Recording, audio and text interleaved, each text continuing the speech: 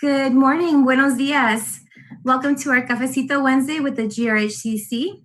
We will be speaking over a few different subjects, especially given the current atmosphere.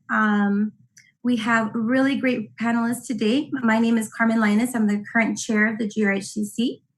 Today we will be speaking on Dr. Angelo Farouk will be giving a presentation. He's the current chairman of the California Workforce Development Board.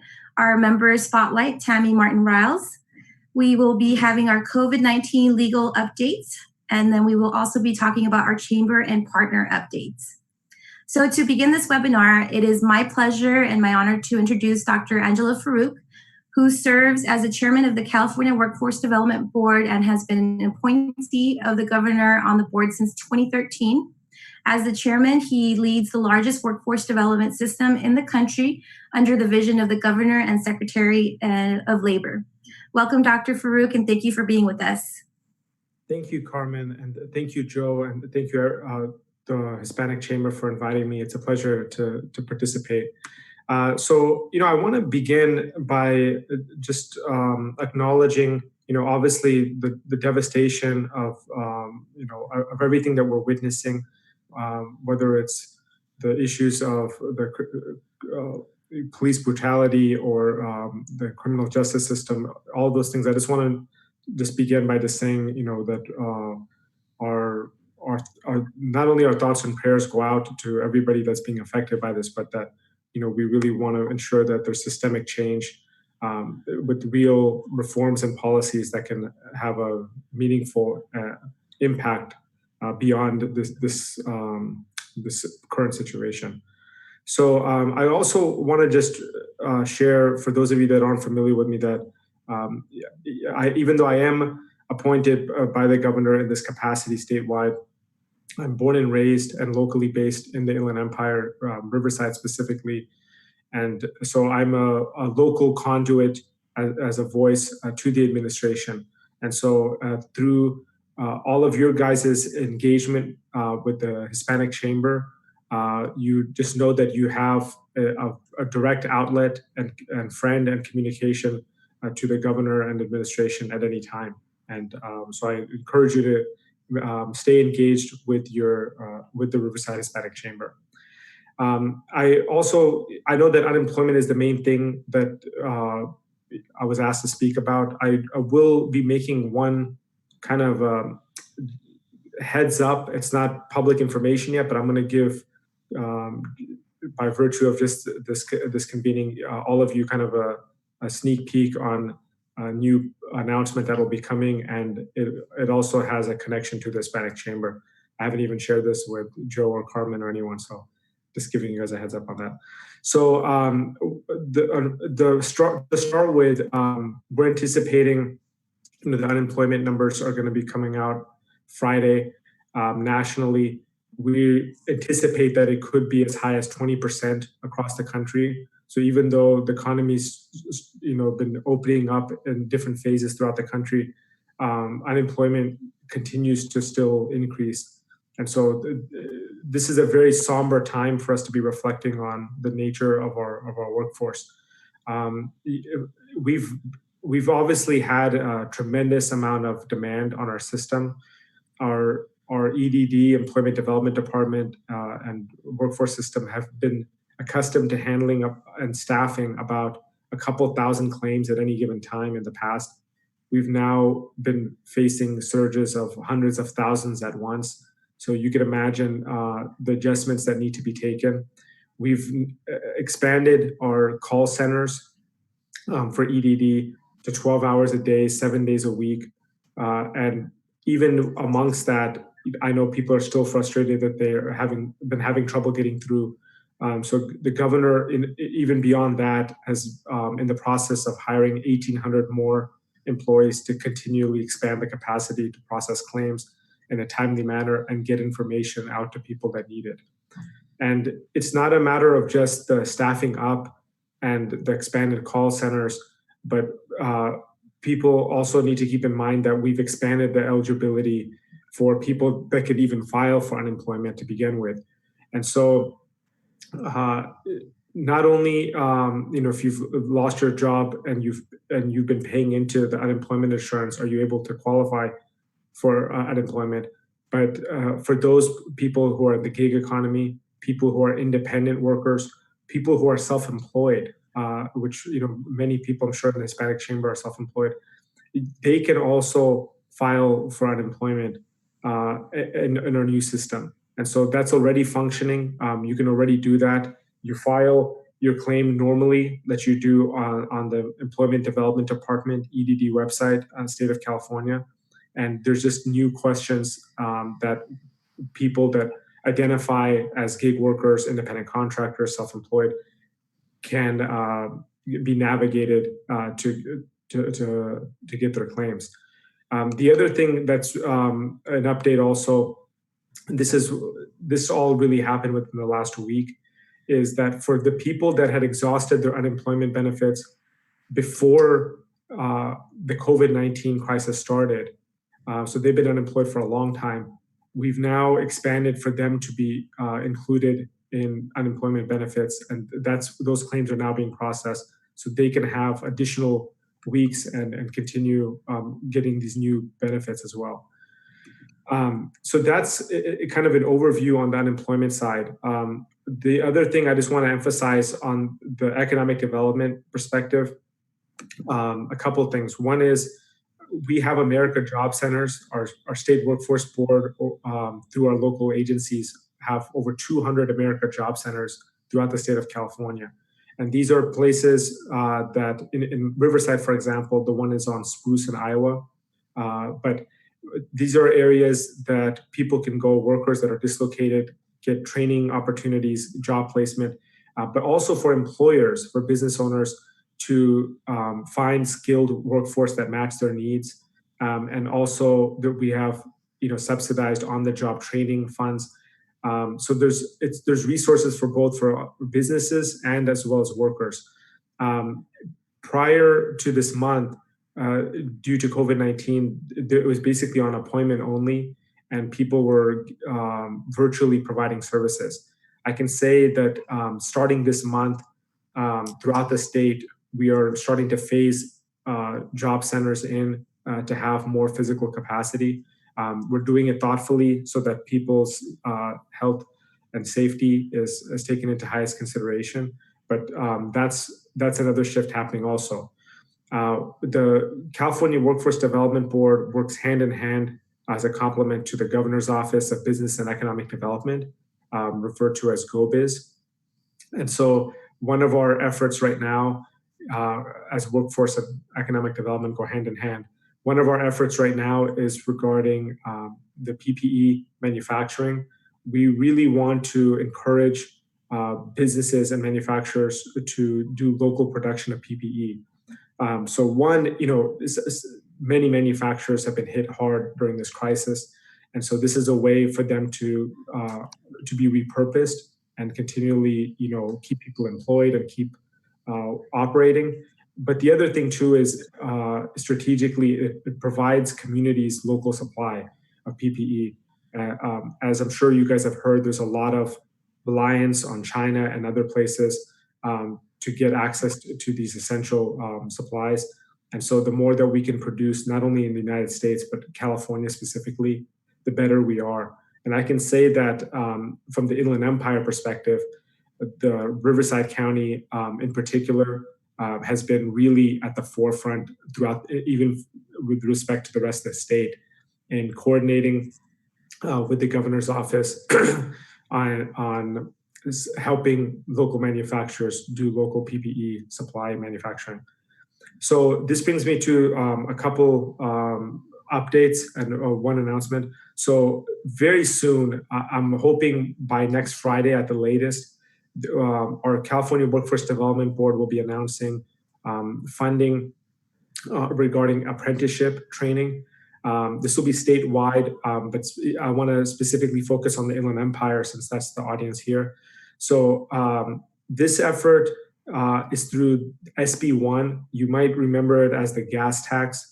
And regardless of how you feel about it personally, the intended purpose was to to provide highway infrastructure, transportation infrastructure, roads improvements, things of that nature. It's obviously a very massive, hundreds of billions of dollars of projects. So there's a component of that that goes to the workforce board on the job training side. These are high quality, livable wages. And so you can raise a family off of one income without having a bachelor's degree. So naturally, as the state workforce board and the administration, we wanted to make a really strong commitment to deep outreach in disadvantaged communities and making sure that people who have traditionally had barriers to employment get priority access to these job opportunities. We were having that spirit before COVID-19 started, but I think now the timing of us doing this rollout, it's even more imperative that people that are in greatest need get access to these quality opportunities. And so I want to put an olive branch out to the Hispanic Chamber, Riverside Hispanic Chamber. I had spoken with Steve Figueroa about this before. I've spoken with the Cal Hispanic Chamber before, but I want to make sure, one, that you guys have a heads up that this is coming.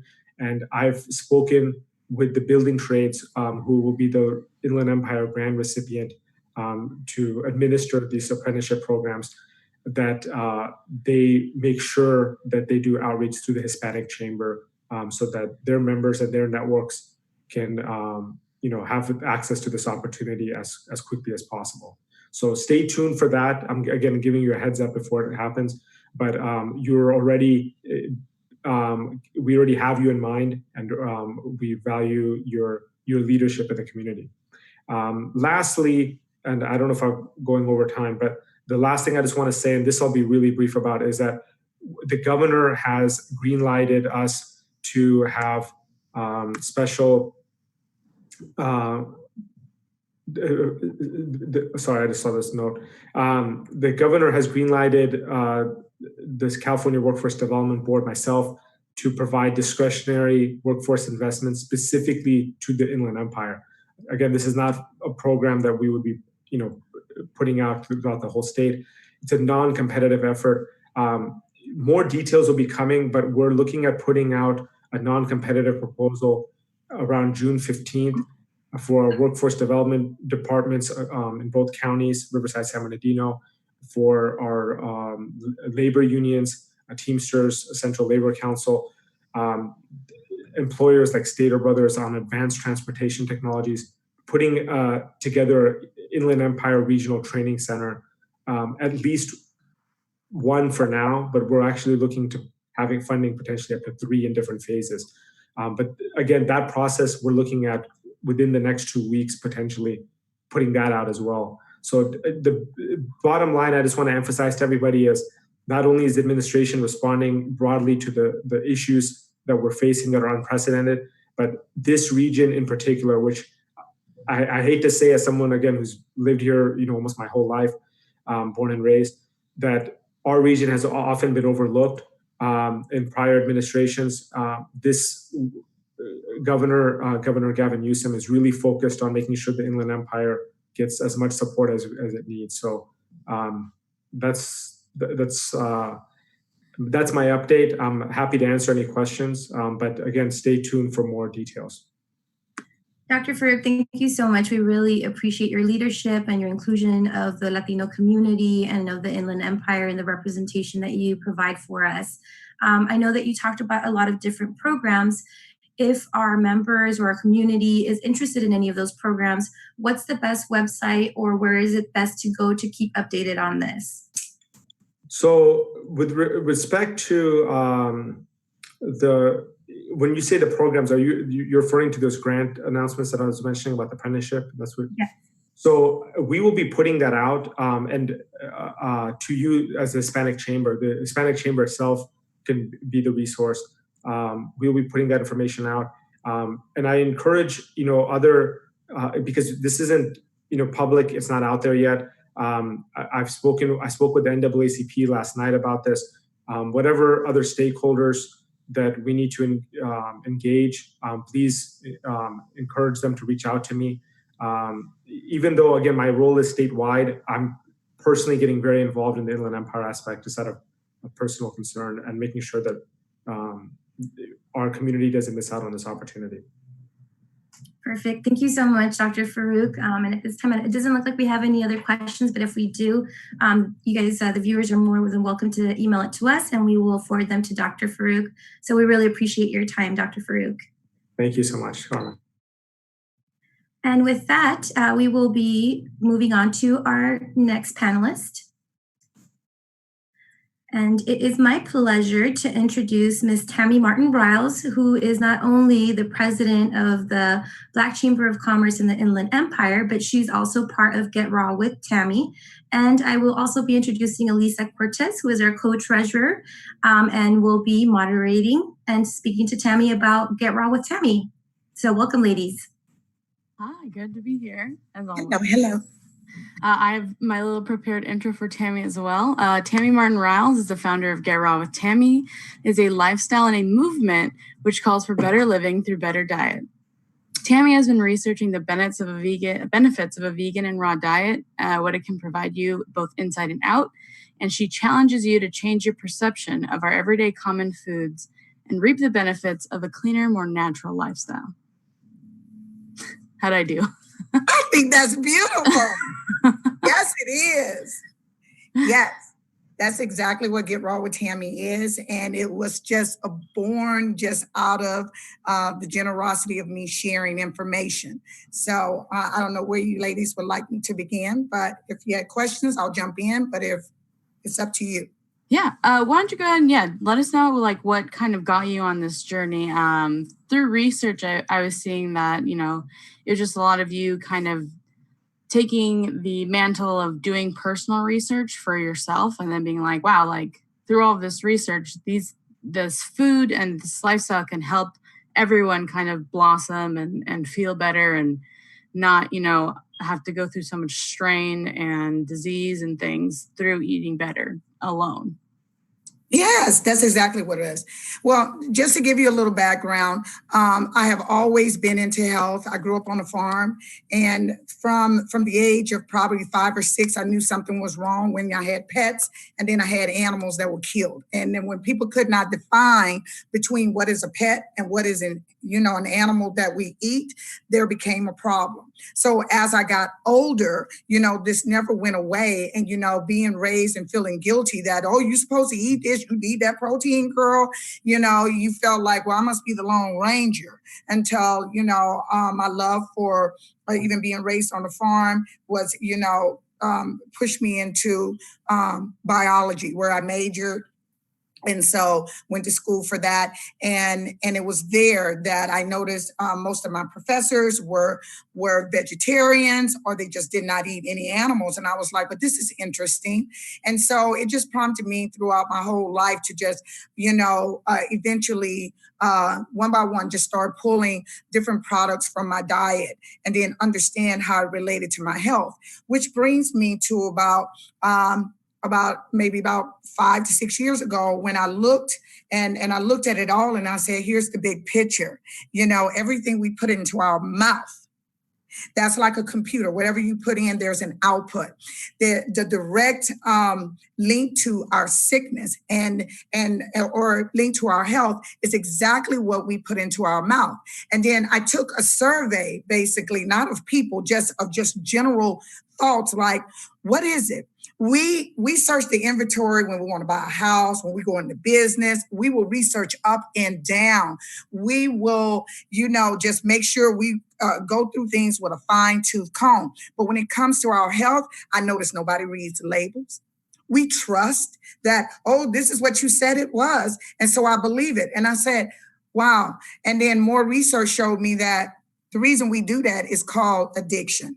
We are addicted to food. Food is a part of how we grew up. It's a part of our culture. And to say we can't have it is denying people culture. And, culture is what it's related to bringing us warmness. And it creates the nostalgic thing of family. So when we say everything that you've been raised on, you mean, what you mean I can't have that? It just, nobody wants to hear that. But one thing I did learn on the journey before I even set up Get Raw with Tammy is that we all have a connection. And the connection is what I call the Trinity. And the Trinity is what made me really think of what health really means. Because you're either motivated by your health to change, you're motivated by the environment, or you're motivated by the love of animals. And it is these three connections that I say, aha, if I can touch someone and start educating people on the love of one of those threes, then I know that I can get inside of your head, and then we can actually look at the truth about food, because the truth about food goes very deep. And I know that with that being said, I hate to say that we've been bamboozled for so many years, and as to what health is really all about. And we see so many fad things pop up, and what I realized, everything is about a market. It's about market, and it's about money. And so the way things are planted, everything, how we think about food is all psychological. And so I said, well, my journey, when I went into, again, before I set up Get Raw with Tammy, is to start educating people. I saw that people were dying. I saw that people were on so much medication. So I said, you know what? There is no money in healthy people. And that's a thought that you really should think about. There is no money in a healthy person. All money is based on sickness. So why would we want to take that off of the plate? It's better for me to get you taking diabetes medicine for the next 30 years than for me to tell you to eat right, because now I am taking money out of a company's hands. So I said, well, what do we want to feed into? Do we want to feed into the wealth of unhealthiness, or do we want to put that out of business and deal with the health from within? So that's when I made the transition that no more, not only am I not going to just play with this, I am going to dedicate my life to this. So I started talking to people who were having problems, who were on 28 meds, 20 meds, and I said, well, let me help you out. And when I saw that I reduced, one lady had 28 meds down to 2 meds within 3 months, I knew. Sorry, my niece is here. Oh, that's okay. Then I knew. I said, I am onto something, and it's education. And when I look at myself and I look at the African American community, I said, I have to have, there's a greater purpose for what I need to do. So I know that African Americans' health is at the top of the worst health from every type of disorders. And then when I took a look at the history of the food that we eat, and I found the culprit. And so that's what started me on my journey. Now, I didn't have a journey to just set up this business until someone said, hey, can you help me? I'll pay you. And I was like, aha, me being a serial entrepreneur, I was like, gotcha. And so I started helping people, going into their homes, raiding their refrigerators and everything, teaching them how to shop. And then I did that for a while until I figured there's a greater call for my life, because that was taking up so much time. And I said, it has to be a movement and a lifestyle. I want to talk to the world. I want to tell the world of how we can stop, the disease. We can stop all of this with $0, just using your mind, using your body, and actually taking the time to read everything that you pick up and understanding how the government and the farmers play a role in our breakdown of our health. And so that is a journey that I am on. So I know I said a lot. Did you have a question or? No, it's all great. And it's wonderful to hear, your background with it, and you kind of having, this seems like a goal that was planted from when you were very young, and it just come to fruition now, which is fantastic. And I was going through, so I was doing doing my little internet research, and I saw your TikTok, which I loved. Watching all your TikTok videos, and I got very hungry because I jumped on here before I ate breakfast, and I was like, oh, like everything you make looks delicious, and like through the seasoning that you use, and I was watching an interview that you had done previously where you're talking about like everyone just thinks that you eat salad, and you had to combat that and be like, I don't just eat, but that you just eat lettuce, and you're like, no, there's such a range of foods you can prepare.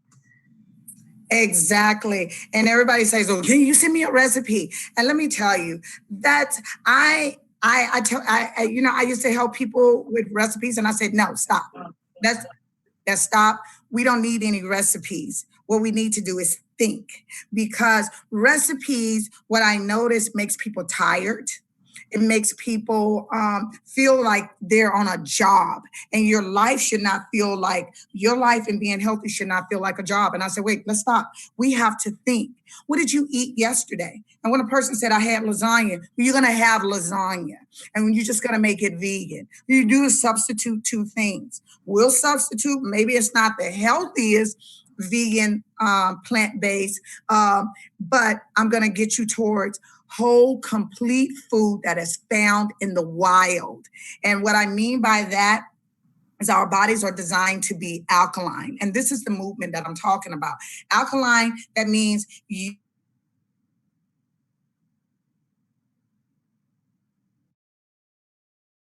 pH, which means it's alkaline. So anything that falls below making your body an acidic body makes your body susceptible to all sickness. And when I tell people that disorders like cancer, diabetes, anything that, that comes in to attack your body cannot take over your body if your body is still in an alkaline state. It cannot exist. And in order to get your body in an alkaline state means that you need to eat food that was naturally put in the world. It does not have man involved with it. And I'm sad to say probably 70% of the things that we eat now, the man has gotten involved with. And all you got to do is turn labels around. Why does it have all the chemicals? And then you have to be very careful about your fruit and your vegetables. Fruit have seeds. Where did the seeds go? Did anybody think? So if you're changing the DNA structure of your food, it's going to eventually cause a breakdown in your body and cause your body to go into an acidic condition. And so therefore, your immune system has been compromised. So that's what my goal is, to help teach people and, to eat from the earth. Am I perfect at doing this? No.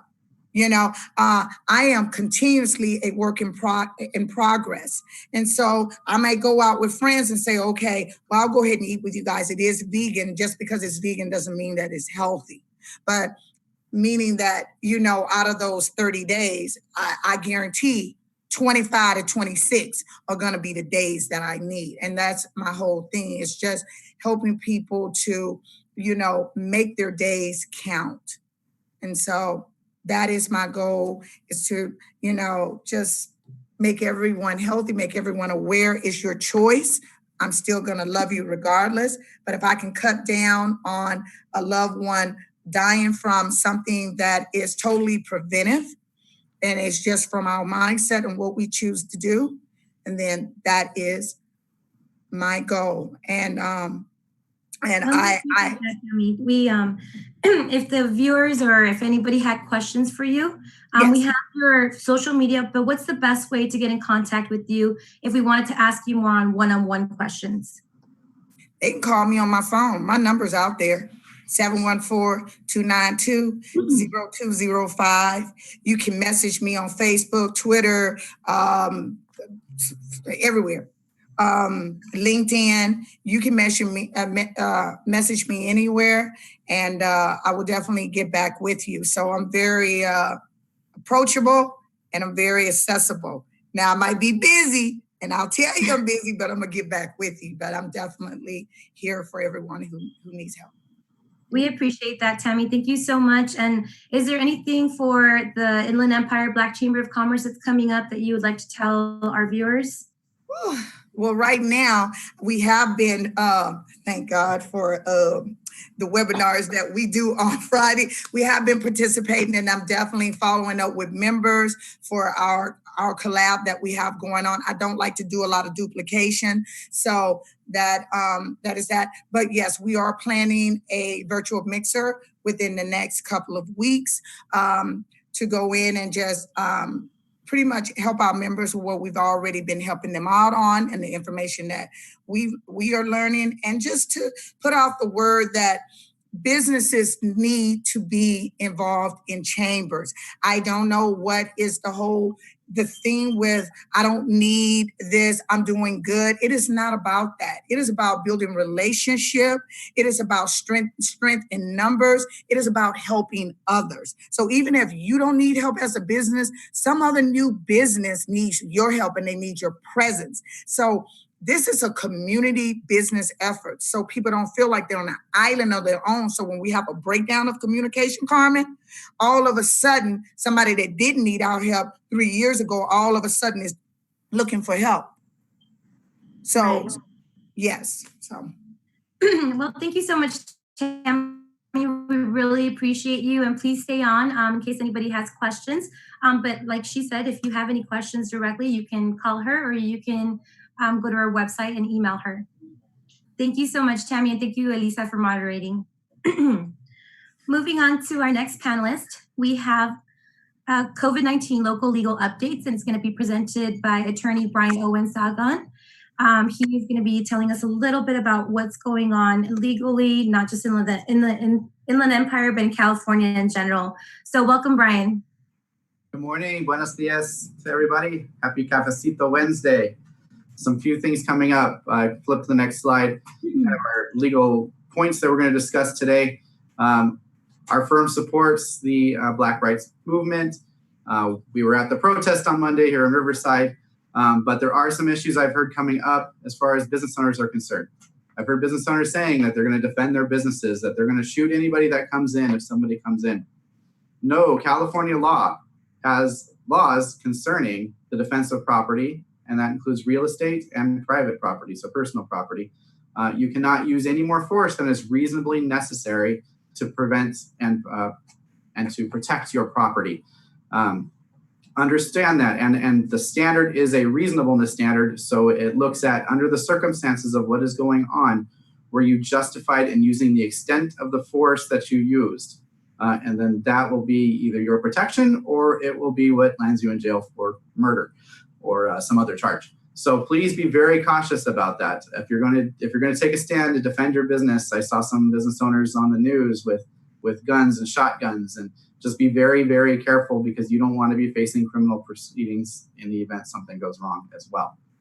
Instead, what I would recommend you do is look at your insurance. Make sure your insurance is proper, make sure you have insurance, and that it covers things like protests and riots. In the event it does, make sure you take your cell phone or take something and document everything that you have in your business. So take pictures and photographs and videos of your inventory, of if your restaurant, like your cups, your dishware, everything that you have, so that in the event something happens, your building burns down or somebody steals it, you can turn that into the insurance company and prove what you had, so that you're able to recuperate for your loss. And that's all I'm going to say on this issue. Be very careful out there to everybody, and we don't need vigilantes out there. Moving along, so back to COVID, which seems to have disappeared over last week, but it's still there. SB 939, we've been following this. This is the Senate bill that will do a statewide commercial moratorium on commercial businesses for rent, so there won't be evictions. Still hasn't passed, is still stuck in the Senate, I believe it is. And so we're still going to follow that bill as of now. Still is the way it is. Riverside has it.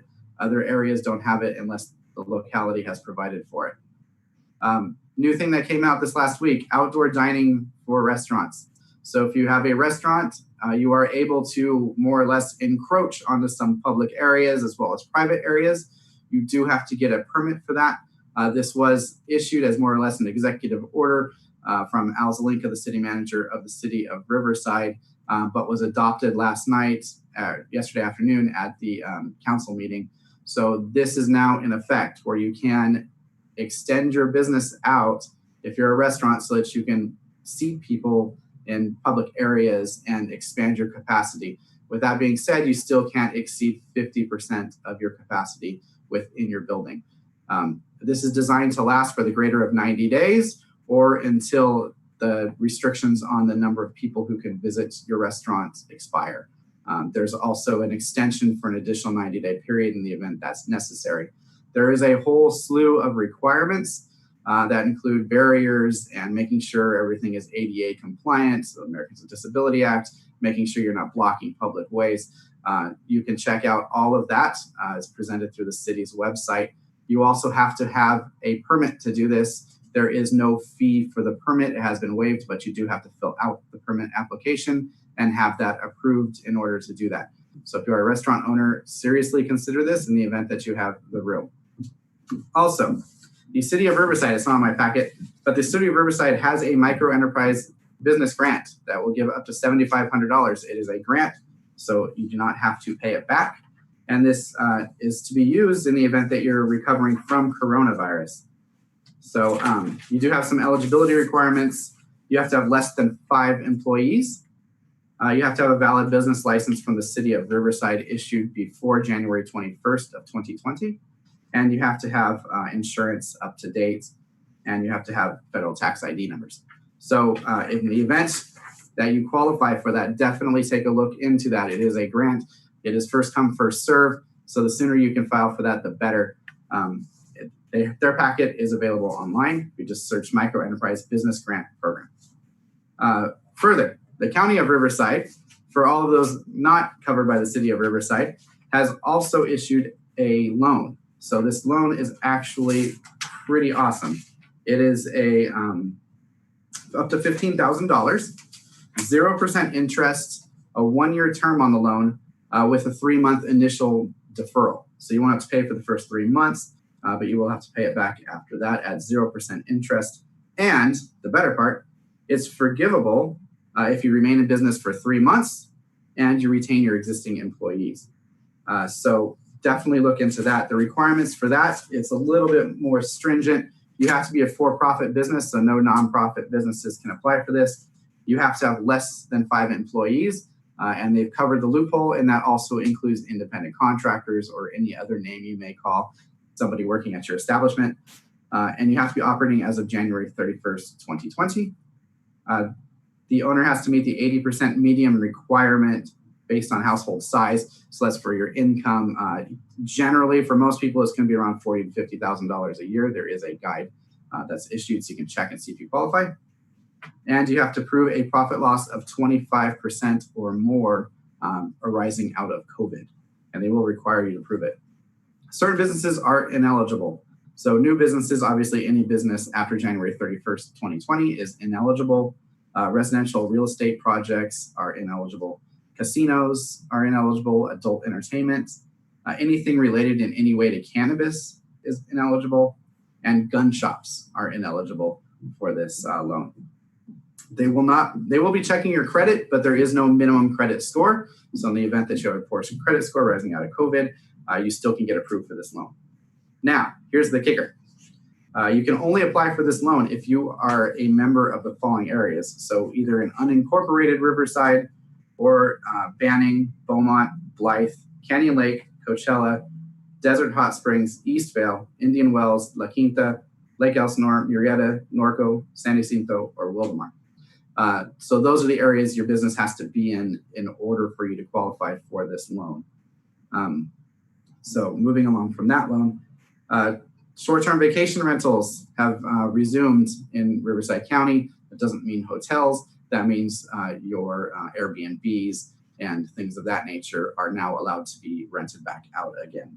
So note that there are requirements, of course, on making sure everything is clean, hygienic, and safe. And then houses of worship have also reopened in the county per the direction of the governor. So those are the legal updates for this week, and we will keep you informed next week and hopefully some news on SB 939, which is very slowly moving through the Senate. Thank you, Brian. And if anybody has further questions, business owners or just in general, they can contact you via your Facebook or directly to your number that's on the screen. What is the best way to contact you, Brian? Best way to contact, the number on the screen. Sahagún Law Facebook page is also monitored almost 24 hours a day. And on Sahagún Law, we also do a Spanish webinar every Monday that covers issues related to anything related to COVID at this point.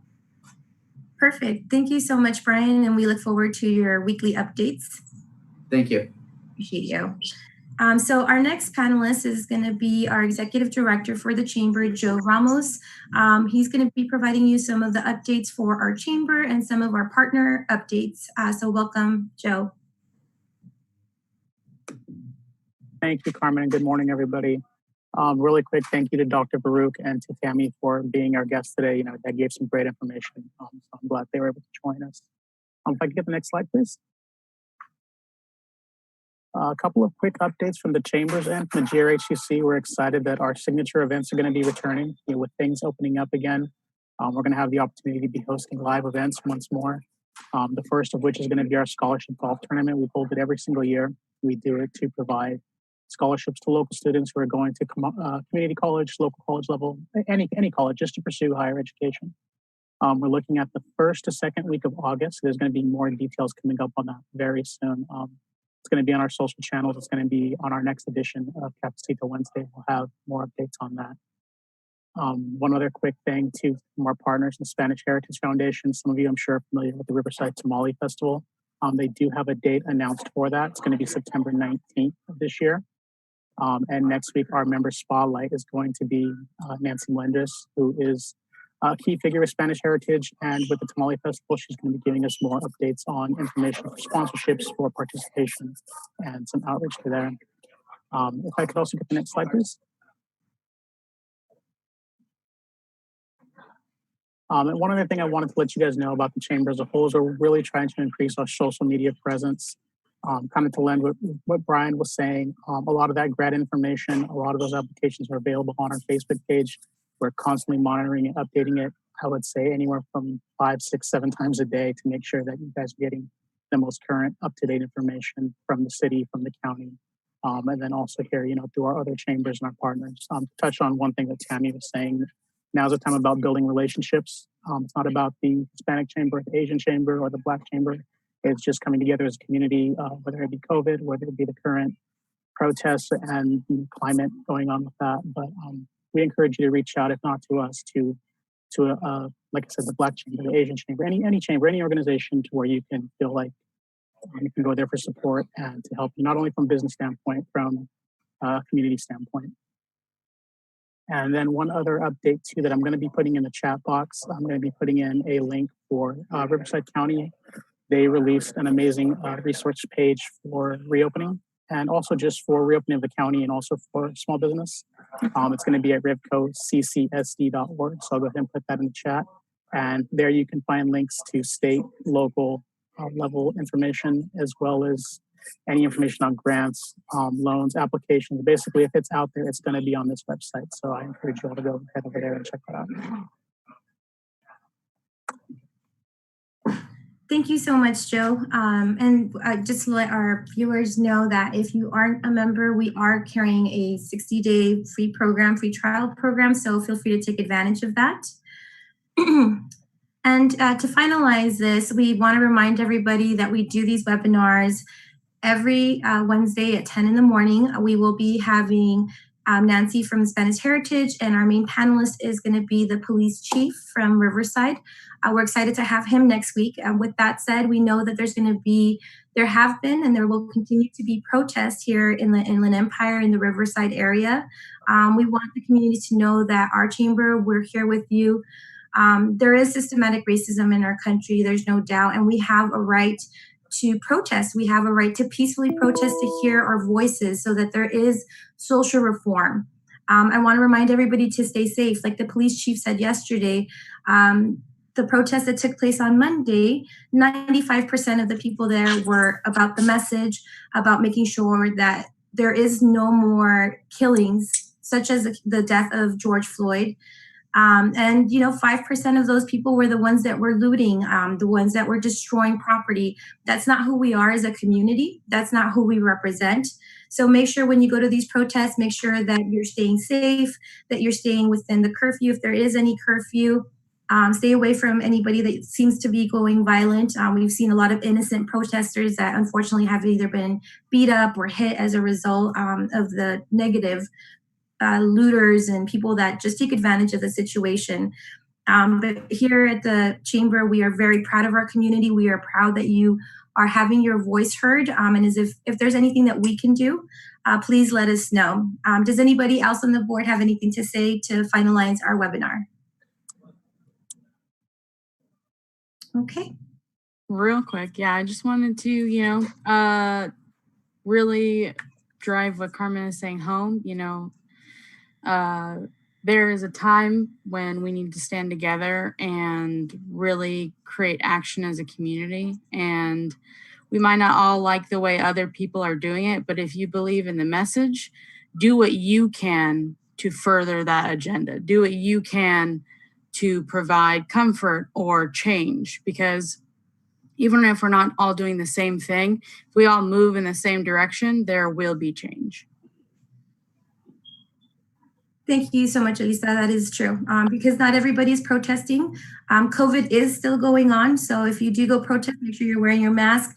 If you're not protesting because you don't feel safe, because of everything that's been going on, do other things on your social media platform or reach out to people so that your voice is heard and you don't lose that. And with that, I welcome everybody to register for a webinar for next Wednesday at 10 a.m. We will have Spanish Heritage and we will have the new police chief here. So tune in next week, and thank you so much for those that tuned in today. Bye, guys. Thank you so much. Bye, everyone. Good day.